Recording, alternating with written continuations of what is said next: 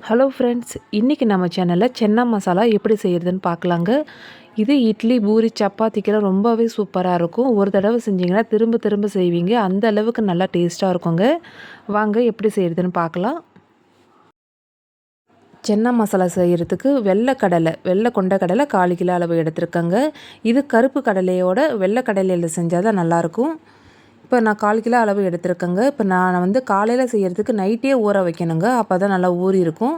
இப்போ நைட்டு செய்கிறதுக்கு காலையிலேயே ஊற வைக்கணும். இப்போ நான் வந்து நைட்டு ஊற வச்சுருக்கேங்க. காலையில் பார்க்கலாம் எப்படி ஊறி இருக்குன்னு. பாருங்கள், காலையில் நல்லா ஊறி வந்துடுச்சு. இப்போ இதை குக்கரில் சேர்த்து நல்லா வேக வச்சுக்கலாங்க. இப்போ குக்கரில் சேர்த்தாச்சுங்க.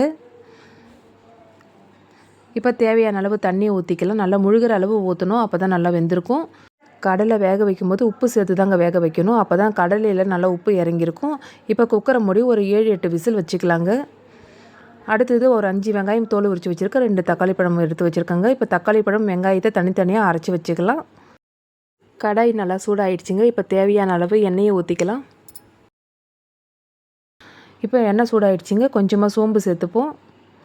அடுத்தது ஒரு கொத்து கருவேப்பிலை சேர்த்துக்கலாங்க. அடுத்தது நம்ம அரைச்சி வச்சுருக்கிற வெங்காயத்தை சேர்த்துக்கலாம். வெங்காயம் தக்காளி தனித்தனியாக தான் அரைச்சிக்கணும். ஃபஸ்ட்டு வெங்காயம் சேர்த்துக்கலாங்க. அடுத்தது ஒரு ஸ்பூன் அளவு இஞ்சி பூண்டு விழுது ஆட் பண்ணிக்கலாம். இப்போ நல்லா வதக்கி விட்டுக்கலாங்க. வெங்காயம் நல்லா பச்சை வாசனை போகிற அளவுக்கு நல்லா வதக்கி விட்டுப்போங்க.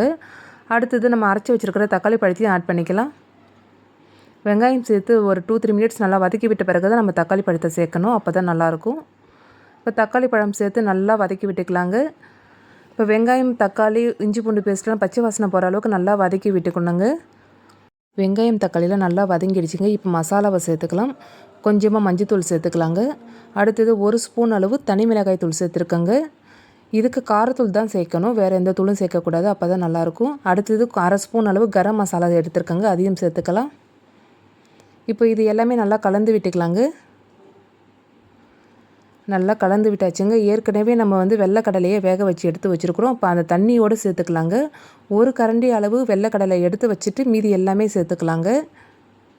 அந்த ஒரு கரண்டி வெள்ளைக்கடலையை வந்து நம்ம கடைசி அரைச்சி சேர்க்கணும். அதுக்காக தான் எடுத்து வச்சுருக்கோம். இப்போ நல்லா கலந்து விட்டுக்குங்க. நம்ம கடலையை வேக வைக்கும்போது உப்பு சேர்த்து தான் வேக வச்சுருக்கோம். இப்போ நம்ம அந்த தண்ணியோடு சேர்த்து தான் கடலையை ஆட் பண்ணியிருக்கோம். அதனால் உப்புலாம் வந்து இப்போ செக் பண்ணிவிட்டு சேர்த்துக்கோங்க. இப்போ நான் கொஞ்சமாக உப்பு சேர்த்துக்கிறேங்க. ஆல்ரெடி நம்ம கடலையை வேக வச்ச தண்ணியில் உப்பு இருந்திருக்கும். நான் இப்போ கொஞ்சமாக தான் உப்பு சேர்த்துருக்கேன். இப்போ நல்லா கொதிக்க ஆரம்பிச்சிருச்சு பாருங்கள். இந்த டைமில் நம்ம எடுத்து வச்சுருக்கிற ஒரு கரண்டி கடலையை வந்து இப்போ நைஸாக அரைச்சி எடுத்துகிட்டு வந்துடலாம். இப்போ நைஸாக அரைச்சிட்டு வந்தாச்சு பாருங்கள். இப்போ இதை தான் நம்ம முக்கியமாக சேர்த்தாகணும். அப்போ தான் இந்த கிரேவிக்கு நல்ல டேஸ்ட்டை கொடுக்கும். நம்ம வேறு எந்த விதமான மசாலாவும் சேர்க்கலை. நம்ம ஃப்ளேவருக்கு கொஞ்சமாக கரம் மசாலா மட்டும் தாங்க சேர்த்துருக்கோம். சென்னா மசாலான்னு கடைகள்லாம் விற்கிது. ஆனால் அந்த மசாலாலாம் சேர்க்காம வீட்டில் இருக்கிற பொருளை வச்சு சூப்பரான ஒரு சென்னா மசாலா நம்ம ரெடி பண்ணிட்டோங்க. இது இட்லி, தோசை, சப்பாத்தி, பூரிக்கெலாம் ரொம்பவே நல்லாயிருக்குங்க. முக்கியமாக பூரிக்கு செஞ்சு கொடுங்க. அடிக்கடி திரும்ப திரும்ப கேட்பாங்க. அந்தளவுக்கு ரொம்ப சூப்பராக சுவையாக இருக்கும். இந்த வீடியோ உங்களுக்கு பிடிக்கும்னு நினைக்கிறேங்க. பிடிச்சிருந்தால் லைக் பண்ணுங்கள், ஷேர் பண்ணுங்கள், கமெண்ட் பண்ணுங்கள். மறக்காமல் நம்ம சேனலை சப்ஸ்கிரைப் பண்ணுங்கள். பக்கத்தில் இருக்கிற பெல் ஐக்கானையும் கிளிக் பண்ணுங்கள். அப்போ தான் நான் அடுத்தடுத்து போடுற வீடியோ உங்களுக்கு நோட்டிஃபிகேஷனாக வரும். தேங்க்யூ.